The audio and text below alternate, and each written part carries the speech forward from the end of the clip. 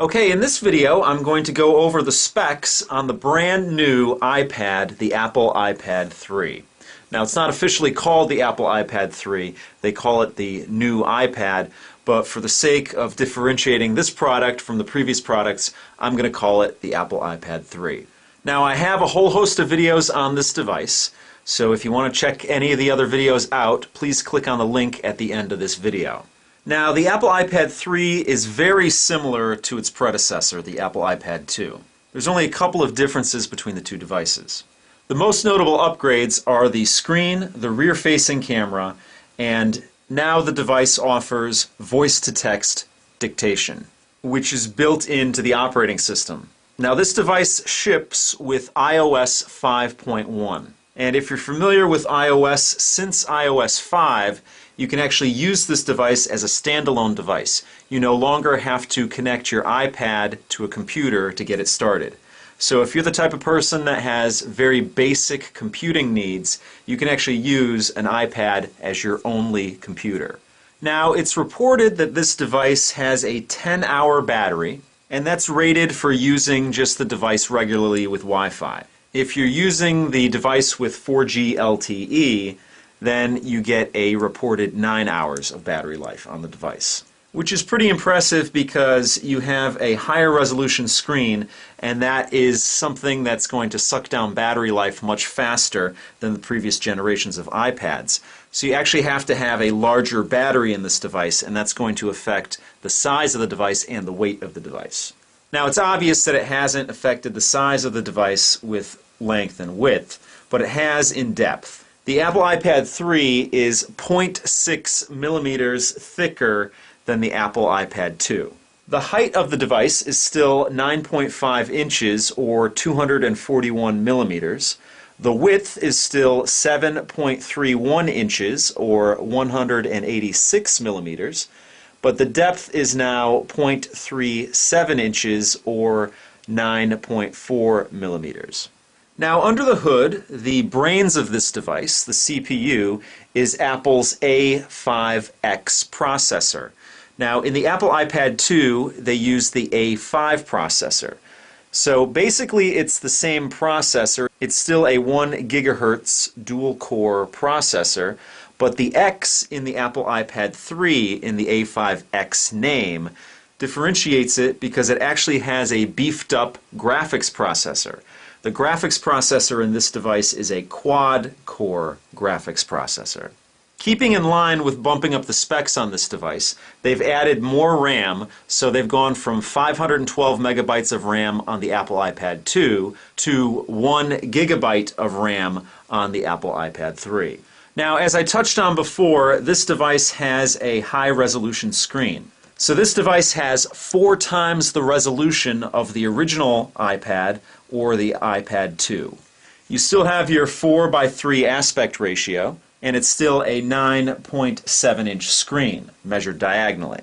The interesting thing is that this device is 2,048 pixels by 1,536 pixels.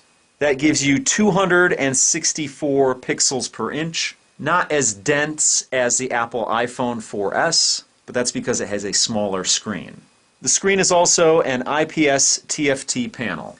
And to put this into perspective for you, it actually has 1 million more pixels than a regular 1080p display.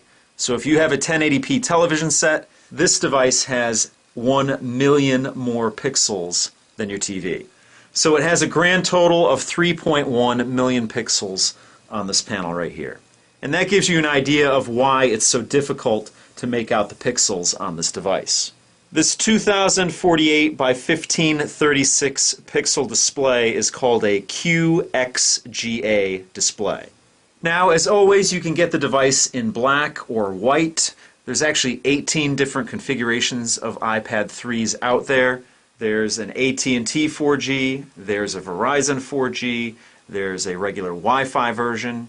All of those options come in either black or white, and then from there you can choose the capacity, whether it's a 16 gigabyte, whether it's a 32 gigabyte, or whether it's a 64 gigabyte version.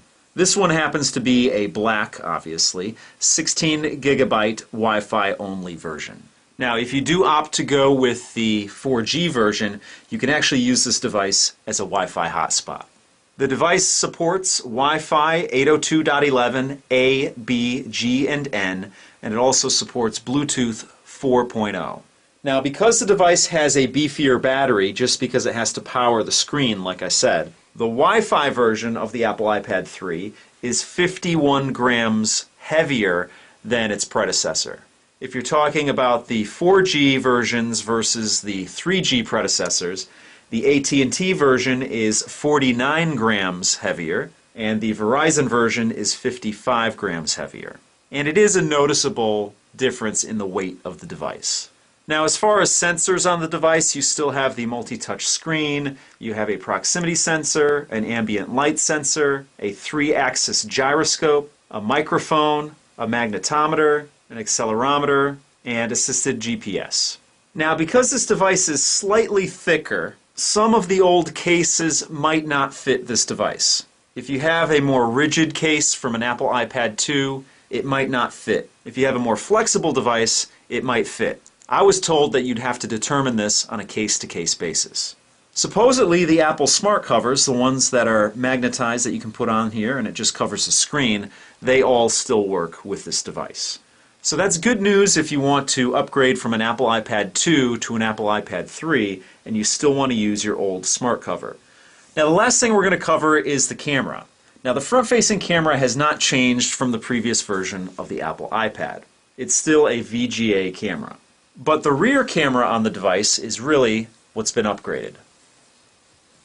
Now, back here you still don't have an LED flash on the camera, but this camera has been upgraded considerably from the previous rear-facing camera on the Apple iPad 2. This is a 5-megapixel, 5-element iSight camera, and Apple resurrected the iSight brand to name this camera. And from my limited experience with the camera so far, I can tell you that it's a welcome upgrade. So that's pretty much it for this video. If you have any questions or comments, please post them down below. If you like what you see, please subscribe. And if you want to help out my channel, give me a thumbs up or favorite this video.